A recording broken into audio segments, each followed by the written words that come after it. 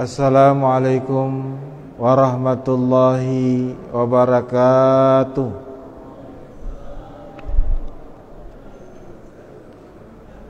Alhamdulillahi rabbil alamin. Wassalatu wassalam ala nabina Muhammad wa ala alihi wa sahbihi ajmain. Wa ba'd. Alhamdulillah, kita bersyukur atas segala nikmat yang Allah Subhanahu wa taala berikan kepada kita, sehingga pada malam hari ini Allah Subhanahu wa taala masih mengumpulkan kita di masjid yang kita cintai ini dalam rangka pengajian rutin kita setiap hari Ahad malam Senin. Kita mohon kepada Allah Subhanahu wa taala agar Allah Subhanahu wa taala senantiasa terus memberikan inayah serta taufiknya kepada kita semuanya. Selawat juga serta salam marilah kita perbanyak kepada Rasulullah sallallahu alaihi wasallam. Allahumma shalli wa sallim ala nabiyina Muhammad, karena dengan banyak kita berselawat kepada Nabi sallallahu alaihi wasallam, maka Allah akan angkat derajat kita, dan di yaumil kiamat kelak Allah Subhanahu wa taala berikan syafaat Nabi dengan izinnya. Jamaah rahimani wa rahimakumullah, kita lanjutkan kajian tafsir Quranul Karim sampai dengan surat Saba. Kita mohon kepada Allah agar Allah Subhanahu wa taala membukakan kepada kita pintu-pintu pemahaman terhadap Al-Qur'an, dan Allah Subhanahu wa taala menaikkan iman kita ketika kita mendengar ayat-ayat Al-Qur'an. Karena sifat daripada orang yang beriman itu ketika dibacakan kepada mereka, ketika didengarkan atas mereka Al-Quran, bertambah iman dan keyakinan mereka kepada Allah Subhanahu wa taala. Kita mohon agar Allah Subhanahu wa taala menaikkan iman kita setiap kali kita membaca firman Allah Subhanahu wa taala. Kita lanjutkan surat Saba sampai ayat yang ke-15. 14. Di mana Allah Subhanahu wa taala berfirman, "Falamma qadayna 'alaihi al-mauta ma daluhum 'ala mautihi illa dabatul ardi ta'kulu min sa'atah." Falamma kharrat tabayyanatil jin wa allau kanu ya'lamunal ghaiba ma labisu fil adzabil muhin.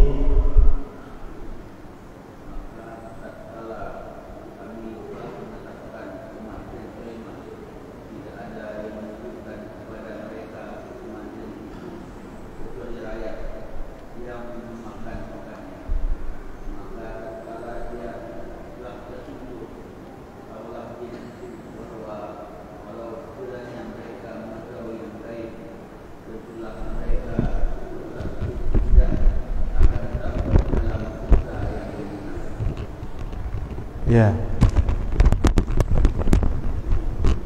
Jadi tak kala Nabi Sulaiman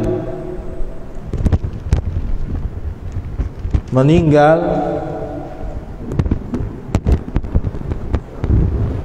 tidak ada satupun dari kalangan jin yang mengetahui kalau Nabi Sulaiman itu telah wafat. Sampai Nabi Sulaiman itu terjatuh dan tersungkur di bumi, barulah jin mengetahui kalau Nabi Sulaiman itu wafat. Ini dalil kepada kita bahwa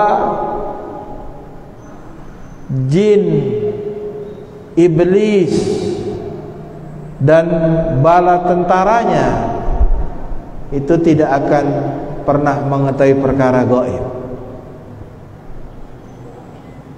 Kalau seandainya jin dan bala tentaranya mengetahui Nabi Sulaiman telah wafat sebelum terjatuh ke bumi, maka tentunya ya Allah tidak mengatakan lau kanu ya'lamul ghaiba, kalau seandainya mereka itu mengetahuinya. Jadi jin itu tidak mengetahui perkara gaib. Yang mengetahui perkara gaib cuma Allah Subhanahu wa ta'ala. Allah katakan dalam Al-Quran, la ya'lamuna ghaiba illallah, tidak ada yang mengetahui perkara gaib kecuali Allah Subhanahu wa ta'ala. Tidak ada yang mengetahui kapan turunnya hujan. Tidak ada di antara kita yang mengetahui di bumi mana kita akan dikuburkan dan meninggal. Tidak ada yang mengetahui kapan terjadinya hari kiamat. Tidak ada yang mengetahui tentang ruh. Jangan nanti ada di antara kita, kalau orangnya besar, ruhnya besar. Kalau orangnya kecil, ruhnya kecil. Ini mengada-ngada ini. Gak ada kita tahu sedikit pun tentang ruh tadi. Ya, yas'alunaka 'anil ruh. Mereka bertanya kepadamu ya Muhammad tentang ruh. Katakanlah ya Muhammad, ruh itu urusan Allah. Tidak mengetahui ruh tadi. Di mana ruh kita tadi?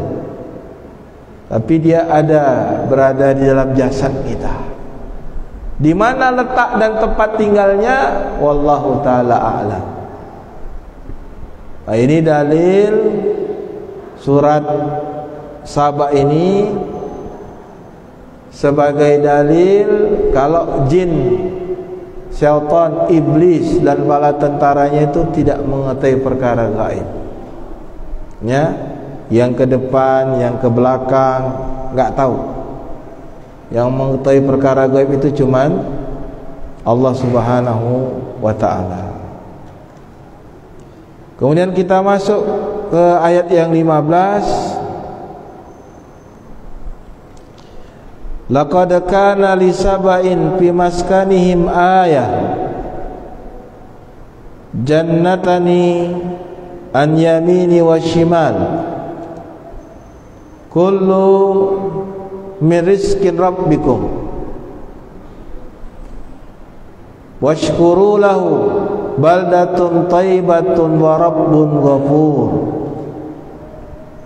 Sesungguhnya bagi kaum Saba ada tanda kekuasaan Tuhan di tempat kediaman mereka, yaitu 2 kebun di sebelah kanan dan di sebelah kiri. Kepada mereka dikatakan, makanlah olehmu dari rezeki yang dianugerahkan Tuhanmu dan bersyukur kepada Tuhannya. Negerimu adalah negeri yang baik dan Tuhanmu adalah Tuhan yang Maha Pengampun. Ya. Jadi kalau kita berbicara tentang Saba dengan ayat 16 inilah para ulama menamakan surat ini dengan Saba. Jadi bangsa Saba itu bangsa yang tinggi peradabannya. Bangsa Saba itu berada di Hadramaut, Yaman. Dan mereka itu Allah Subhanahu wa taala anugerahkan rezeki yang besar. Ada sebuah sungai Allah berikan kepada mereka yang dengan sungai itu mengalirlah air-air ke penjuru tanah-tanah yang mereka miliki, sehingga mereka benar-benar di atas kemakmuran, di atas kenikmatan yang besar, rezeki yang karim, ya. Sebelah kiri mereka kebun, sebelah kanan mereka pun kebun. Di bawah kebun-kebun itu Allah alirkan sungai, seperti surga dunia. Negeri Saba ini tadi luar biasa nikmat yang Allah Subhanahu wa taala berikan kepada mereka. Kemudian Allah perintahkan mereka itu untuk kulu miriskin, ya, Rabbikum, makanlah dari rezeki yang Rabb kalian berikan. Washkuru lahu, dan bersyukurlah atas nikmat yang Allah Subhanahu wa taala berikan kepada kalian. Mensyukuri dengan iman kepada Allah Subhanahu wa taala, iman kepada Rasulnya, taat kepadanya, taat kepada Allah, taat kepada Rasulnya, baru itu bentuk syukur kepada Allah Subhanahu wa taala. Kemudian Allah katakan baldatun thayyibatun. Dikatakan baldatun thayyibatun karena negeri kaum Saba, tempat tinggal mereka ini termasuk negeri yang thayyib, yang indah. Berada di daerah San'a, negeri Yaman. Tidak ada bala, gak ada penyakit, gak ada hama, gak ada kalajengking. Cukup besar Allah berikan kepada kaum Saba, nikmat yang luar biasa. Tidak ada kalajengking, tidak ada serangga, tidak ada hama. Itu baru namanya baldatun thayyibatun, negeri yang memang luar biasa. Ya, di Indonesia negerinya subur, tapi kalajengkingnya besar-besar. Ya, enggak seperti kaum Saba. Ularnya pun ganas-ganas. Ya, masih jauh walaupun disebut oleh dunia Indonesia ini adalah surganya dunia, masih kalah dengan negeri Saba.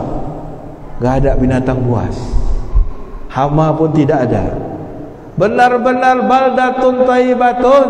Jadi orang pergi ke hutan, pergi ke mana-mana, gak takut kena gigit nyamuk, gak takut kena gigit serangga, gak takut kena gigit ular. Begitunya Allah berikan baldatun thayyibah kepada negeri Saba tadi. Wa Rabbul Ghafur, ya, dan Allah Subhanahu wa taala ampunkan dosa-dosa mereka.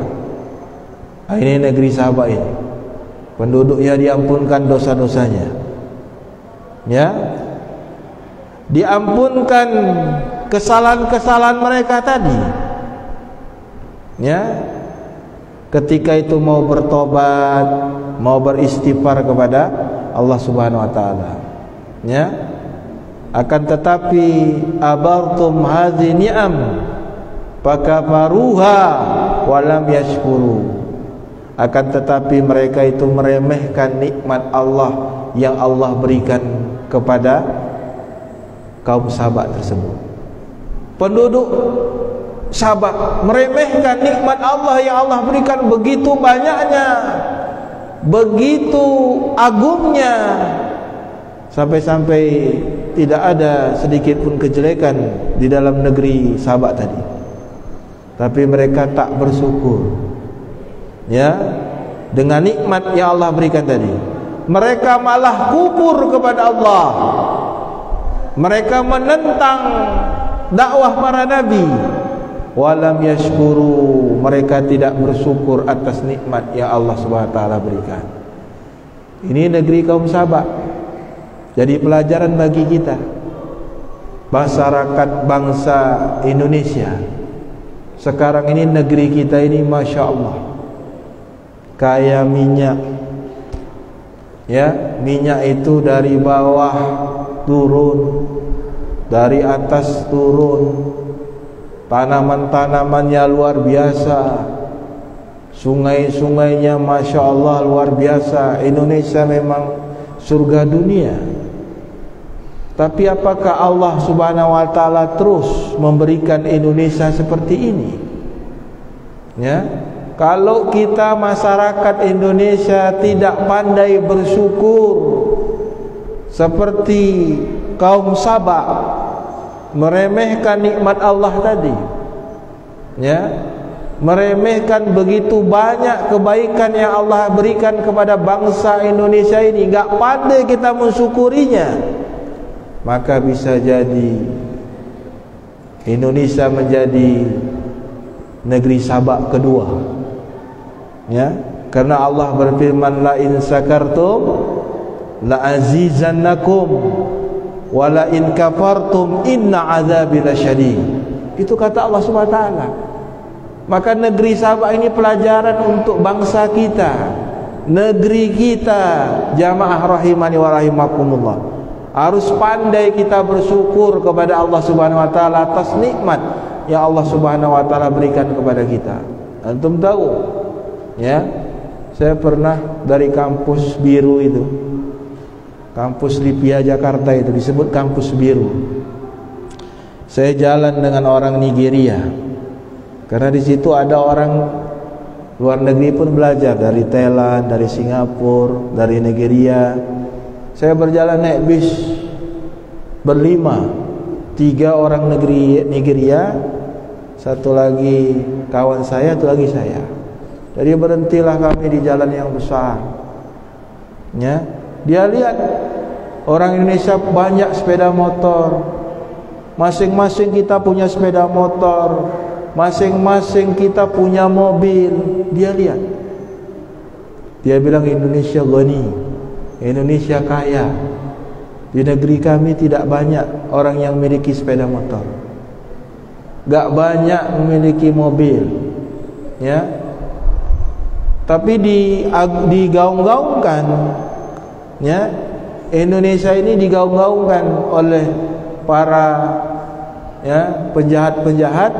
Indonesia ini negeri yang kalah dengan negeri yang di luar sana, ya. Indonesia ini tidak ada apa-apanya, padahal Indonesia ini luar biasa, ya. Dia bilang bersyukurlah kalian, bersyukurlah kok kami itu mobil tuh di Nigeria tuh gak semuanya yang punya.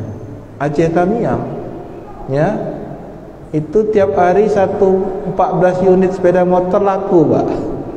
Tiap hari kita nengok mobil masuk dari Medan berapa unit, kereta berapa unit. Begitulah nikmat yang Allah berikan kepada kita tadi. Bisa jadi Allah cabut nikmat itu, Allah gantikan sebagaimana negeri Sabak tadi. Maka ini ayat mengingatkan kita, ikhwan, untuk banyak kita bersyukur kepada Allah Subhanahu wa taala. Maka kita baca selanjutnya, bagaimana Allah membalikkan keadaan negeri Sabak tadi. Fa'aradu farsalna 'alaihim sailal 'arimin wa badalnahum bi jannatayhim jannataini dawatil ukuli khamtin wa aslin wa syai'in min sidrin qalil. Tetapi mereka berpaling, maka kami datangkan kepada mereka banjir yang besar, dan kami ganti kedua kebun mereka dengan dua kebun yang ditumbuhi pohon-pohon yang berbuah pahit, pohon asal dan sedikit dari pohon sidr. Ya, Allah ganti jadi tandus. Diberikan Allah banjir bandang, selesai, habis, ya. Digantikan oleh Allah yang ketika mereka fa'aradu, kata Allah, ketika bangsa dan kaum Sabah tadi mendustakan Rasul mereka, ketika penduduk Sabah tadi durhaka kepada Allah dan Rasulnya, maka Allah Subhanahu wa ta'ala, ya, balas. Allah ganti nikmat itu dengan azab. Mereka tidak mau bersyukur atas nikmat yang Allah Subhanahu wa ta'ala berikan. Fa arsalna alaihim sailul arim, ya, maka kami berikan mereka itu banjir yang besar, ya. Kena banjir, pohon mati semua. Coba lihat ladang-ladang yang kena banjir, gak tersisa, habis. Ya, di Aceh Tamiang kena banjir, habis, mati Pak ya? Mati. Habis semua tumbuh-tumbuhan tadi, pohon-pohonan tadi habis, gak tersisa lagi, ya. Maka sungai-sungai, ya, jadi tandus, jadi gersang, sehingga benar-benar mereka itu dalam keadaan susah dan sengsara. Maka jamaah rahimani wa rahimakumullah, ini bukti Indonesia tidak ada yang menjamin seperti negeri Sabah. Kalau kita tidak bersyukur dan pandai menjaga negara dan bangsa negara ini dengan iman kita kepada Allah, syukur kita kepada Allah Subhanahu wa ta'ala. Kalau itu tidak kita lakukan, malah sebaliknya, bisa jadi nikmat yang begitu besar yang Allah berikan kepada bangsa ini, Allah Subhanahu wa ta'ala cabut. Itu yang kita takutkan jamaah rahimani wa rahimakumullah. Kemudian Allah Subhanahu wa ta'ala mengatakan di ayat selanjutnya, zalika jazainahum bima kafaru wa hal nujazzi ilal kafirun. Demikianlah kami memberi balasan kepada mereka karena kekafiran mereka, dan kami tidak menjatuhkan azab yang demikian itu melainkan hanya kepada orang-orang yang sangat kafir. Ya, jadi ini balasan yang Allah Subhanahu wa ta'ala berikan kepada kaum Sabah. Sebelumnya mereka mendapatkan nikmat yang begitu indah dari Allah Subhanahu wa ta'ala, Allah balikkan nikmat menjadi azab. Apa sebabnya? Bisababi kufrihim, disebabkan karena kufur mereka kepada Allah, ya. Dan tidaklah Allah membalas kekufuran yang mereka lakukan itu, nikmat itu Allah ganti menjadi siksaan dan azab dan balasan kepada mereka tadi. Kemudian Allah Subhanahu wa ta'ala berfirman, wa ja'alna bainahum wa bainal qura allati barakna fiha qurrata zahiratan wa qadarna fiha sayra siru fiha layaliya wa ayaman aminin. Dan kami jadikan antara mereka dan antara negeri yang kami limpahkan berkat kepadanya beberapa negeri yang berdekatan, dan yang kami tetapkan antara negeri-negeri jarak perjalanan.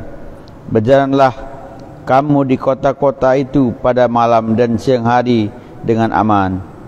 Ya, jadi Allah jadikan di antara kota Son'a itu dengan kotanya lain itu, ya, ada namanya negeri Syam. negeri yang Allah berikan berkah. Syam itu masuk Palestin, Syam masuk Palestin. Maka Palestina itu termasuk negeri yang Allah berkahi. Barakna haula. Ada yang mengatakan ulama, ya, masjidnya itu berkah, atau daerah Palestina itu yang berkah. Ada yang mengatakan semua negeri Syam diberkahi oleh Allah Subhanahu wa ta'ala. Di samping negeri Sabak tadi, di antara negeri tersebut sekitar jaraknya dari negeri Sabak itu sekitar 4.000, ya, Sab'ahmi'ah, ya, alaf, sekitar 700.000, 704.000, 700, ya, 740.000 jarak dari negeri tadi. Di situ ada negeri yang Allah beri berkahkan, yaitu negeri Syam, ya. Kemudian Allah suruh kita untuk berjalan layali wa ayamin aminin. Berjalanlah ke negeri Madan itu, Syam tadi, malam dan siang, ya. Negeri itu adalah negeri yang aman, tidak ada rasa ketakutan. Kemudian Allah Subhanahu wa ta'ala berfirman, faqalu rabbana ba'da baina asfarina wa zalamu anfusahum faj'alnahum ahadisa mazzaqnahum kullu mumazzaq inna fi dzalika laayatin likulli sabarin syakur. Maka mereka berkata, ya Tuhan kami, jauhkanlah jarak perjalanan kami, dan mereka menganiaya diri mereka sendiri, maka kami jadikan mereka buah mulut dan kami hancurkan mereka sehancur-hancurnya. Sesungguhnya pada demikian itu benar-benar terdapat tanda-tanda kekuasaan Allah bagi setiap orang yang sabar lagi bersyukur. Ya. Nah, ini dalil jamaah rahimani wa rahimakumullah, keutamaan orang yang bersabar, keutamaan orang yang bersyukur. Ya, kalau kita pandai bersabar dan pandai bersyukur, maka Allah Subhanahu wa ta'ala akan berikan ketenangan hidup kepada kita, kebahagiaan kepada kita jamaah rahimani wa rahimahumullah. Ketika mereka mengatakan Rabbana ba'da baina asfarina, ya, maksudnya ketika mereka minta dengan lisan mereka agar dijauhkan, ya, keadaan negeri tersebut dengan kami, maka Allah Subhanahu wa ta'ala pun menjauhkannya, ya, dijauhkan dengan perjalanan yang sabar tadi. Maka ini jamaah rahimani wa rahimakumullah, ini bukti kepada kita semuanya bahwa untuk kita berhati-hati untuk sikap hasad. Biasanya orang yang fakir akan hasad kepada orang kaya, ya, sikap hasad itu akan muncul jamaah rahimani wa rahimakumullah. Dan hasad ini dikatakan oleh para ulama, dia adalah penyakit la dawaulah, yang tidak ada obatnya, hasad ini tadi, ya. Maka oleh karenanya kita berlindung dari penyakit hasad, ya, iri, dengki dan sebagainya. Sampai-sampai mereka minta agar dijauhkan dari kehancuran negeri-negeri yang lain, ya. Baina asfarina, sebagai bentuk kesombongan dan kehasatan mereka, ya, dijauhkan. Maka ini wakil bentuk hasadnya orang-orang kaya kepada orang miskin. Di negeri Sabak itu minta dijauhkan dari negeri-negeri yang miskin. Karena saking mereka itu kayanya, sombongnya mereka agar dijauhkan dari negeri-negeri miskin, maka mereka mengatakan faqalu rabbana ba'da baina asfarina, jauhkanlah, ya. Ini bentuk jamaah rahimani wa rahimakumullah, ya, bentuk hasad, dengki, ya. Itu ada dan tidak ada obatnya kecuali Allah Subhanahu wa taala yang menyembuhkannya. Dan hasad itu, ketika kita hasad dengan seseorang, maka hasad itu akan menghapuskan kebaikan-kebaikan dan pahala kita, sebagaimana, ya, api membakar kayu api. Ya, api itu kalau bakar habis. Begitulah hasad tadi. Maka hendaklah kita menjauhkan diri kita daripada sikap hasad tadi. Maka jamaah rahimani rahimakumullah, ya, kita lanjutkan ayat selanjutnya. Sebelum kita lanjutkan, kita baca dulu hidayatul ayat, petunjuk hidayah dalam ayat ini. Yang pertama, tahzir minal i'radi an dinillah, peringatan berhati-hati, jangan sampai kita berpaling dari agama Allah, ya. Fa inna ummata hasila li ummati nuzilat binakum, maka kalau kita mulai berpaling dari agama Allah, ya, maka itu akan menimbulkan jamaah rahimani wa rahimakumullah murkanya Allah kepada kita, ya.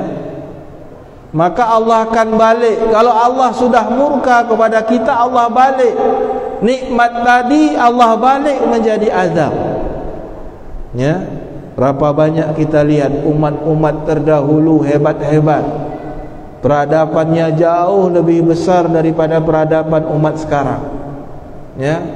Bagaimana kita lihat kaum-kaum terdahulu itu luar biasa itu. Kaum Fir'aun bisa membangun piramida seperti itu. Tidak bisa satu pun arsitek memecahkan bagaimana piramida yang di Mesir itu dibangun di zamannya Fir'aun tadi. Itu luar biasa itu. Antum nggak bisa sekarang buat kayak gitu tuh, ya. Peradabannya luar biasa, ya. Maka Allah ganti nikmat-nikmat yang Allah berikan kepada mereka, Allah ganti dengan azab. Itu juga kita, ya. Maka kita dakwahkan kepada sahabat kita, kepada tetangga kita untuk beriman kepada Allah, taat kepada Allah.